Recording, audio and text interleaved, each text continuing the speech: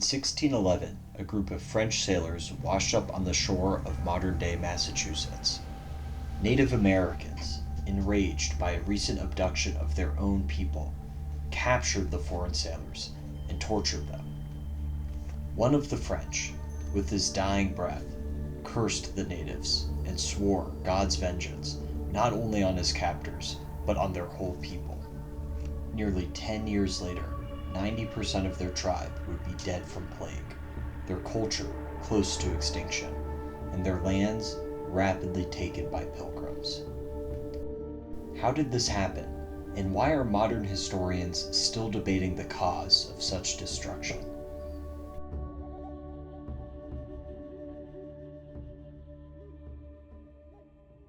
When the Pilgrims arrived in 1620, something had arrived before them.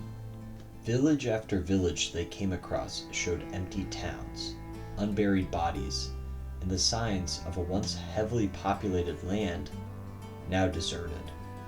It didn't take long for them to understand a great plague was traveling amongst the Native Americans. Yet, while the natives were still falling sick with this mysterious illness, the Europeans remained relatively unaffected, although they were dying of other causes like exposure or hunger. Time and time again, Europeans would pass diseases on to the Native Americans, but rarely would the natives pass diseases on to the Europeans, with maybe the exception of syphilis. Why did the Europeans, though, have so many more diseases than the natives? In 1539, Hernando de Soto landed 660 men in modern-day Florida. With him, he brought all the trappings of European technology: horses, steel, firearms, leather boots, and of course his food source, pigs. The original 13 pigs he brought rapidly multiplied over the course of his exploration in the American South, to a few hundred by the end. Europeans had lived alongside pigs for thousands of years. While an important food source, pigs also acted as a reservoir for many diseases, such as salmonella, hepatitis E, leptospirosis, and brucellosis. So as the pigs from De Soto's expedition escaped and fanned out across the countryside, they acted as vectors of disease, spreading the European diseases out amongst the Native Americans. Yet the title of this chapter is, Why Are They Immune? Why did the Europeans have so many more diseases they gave to the natives instead of receiving diseases from the new continent? These pigs and the rest of European domesticated animals had been transmitting diseases to the Europeans for thousands of years. Some of the most dangerous, virulent diseases we have are thanks to the animals domesticated on the Eurasian landmass. Cows have given us measles, mumps, and diphtheria. Horses have given us smallpox. Pigs have given us influenza. Whereas the Native Americans did not have animal husbandry on the same scale and size and diversity as the Europeans. They had only domesticated dogs and alpacas. So the Europeans had many more diseases from the animals than the natives, and the reason the Europeans had many more diseases in general. And of course, if you survived to adulthood in Europe, you were exposed to all of these diseases, whereas the natives had not seen a single one.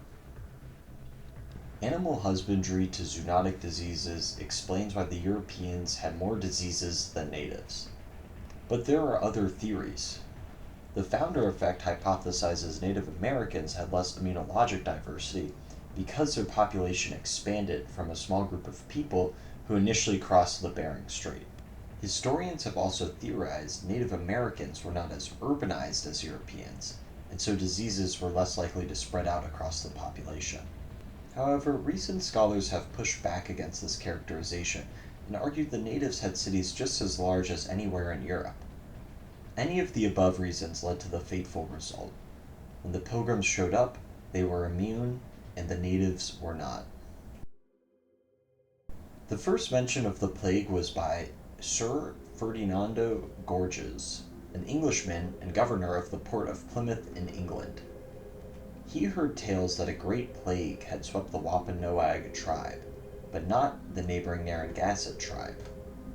He wrote, "The Europeans seemed to be immune, as when they shared cabins with the Native Americans who died, not one of the Europeans ever became sick."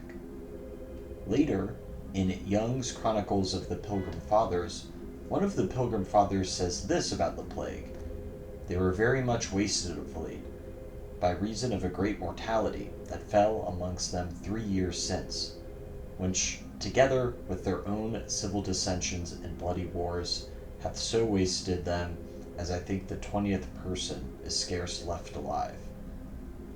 So what was the pathogen, the disease that caused such devastation? Even contemporaries were not entirely sure, as the plague had swept the eastern seaboard before the arrival of the Pilgrims. However, a few had theories. Captain Dermer, a navigator and explorer who gave the Pilgrims the map to Cape Cod, believed it was the bubonic plague, writing, "I passed along the coast where I found some ancient plantations, not long since populous, now utterly void. In other places a remnant remains, but not free of sickness. Their disease the plague, for you might perceive the sores of some that had escaped, who described the spots of such as usually die." However, others were less sure of the culprit. Daniel Gookin, an early colonist, wrote, "What this disease was that so generally and mortally swept away the Indians, I cannot well learn. Doubtless it was some pestilential disease." Another clue about the origins of the plague is again from Gookin's writings, this time in 1674, around 50 years after the plague. He interviewed natives who were young when the plague happened. They described the bodies as exceedingly yellow, both before and after they died. This hints at jaundice, or the buildup of bilirubin when the liver begins to fail. Based on this description, Noah Webster, an 18th century historian, believed the disease was yellow fever, a viral illness transmitted by mosquitoes, usually endemic to Africa. However, the case fatality rate of yellow fever is only 3 to 7%, not the striking 95% that the Pilgrims encountered. Also, yellow fever is normally transmitted by Aedes africanus, which typically confines the virus to tropical areas. Again, not typically associated with New England. Okay, so putting this all together, we know the plague potentially caused jaundice, had spots and or rashes, destroyed the native population, and almost certainly was a European disease, since Europeans were not affected. Based on this set of facts, Timothy Bratton proposed in the 1980s that the plague was likely smallpox. First, smallpox was a deadly disease in Europe, responsible for around 13% of all deaths on the continent. Second, smallpox is easily transmissible across the vast stretch of the Atlantic Ocean. Studies have showed that dried smallpox virus on a cotton swab can survive for 12 to 18 months at 68 degrees Fahrenheit. That is plenty of time for it to survive a cross-Atlantic journey. Third, we know smallpox was absolutely deadly when it came into contact with Native Americans. For example, the Great Plains smallpox epidemic of 1837 reduced the population of the Mandan people from 2,000 to just 138 survivors, reflecting a 93% mortality rate. Or the Mohawk people had a smallpox epidemic and saw their population drop from 7,740 to 2,830, a decrease of 63%. And finally, we have to square smallpox with the symptoms reported by the primary sources, the people who actually saw the epidemic. The description of the spots or rash lines up correctly with what we know about smallpox. Now, jaundice is harder to square as liver failure or yellowing of the skin. It's not normally associated with smallpox. However, according to Donald Hopkins, in severe cases of smallpox, the many pustules of a dense rash sometimes made the victim's skin appear yellow. And when Oliver Wendell Holmes reviewed the evidence of the plague of 1616 in the 19th century, he too came to the conclusion As for the yellowness, that is too familiar to the eyes of all who have ever looked on the hideous mask of confluent smallpox. And then, in response to the claims that the plague was the bubonic plague, Bratton pointed out the population of rats in New England was not high enough to sustain an outbreak of the bubonic plague for 3 years across such a large area. So putting it together, smallpox was well known and feared in Europe. It easily made the transatlantic journey.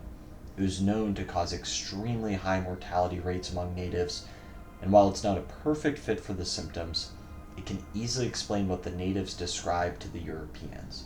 Smallpox seems to provide the best match to the very limited information we have of the plague. The destruction of the Wampanoag people is sadly one of hundreds or thousands of Native American populations destroyed by European diseases. This cycle of death by disease and then replacement by the Europeans was repeated time and time again in the New World.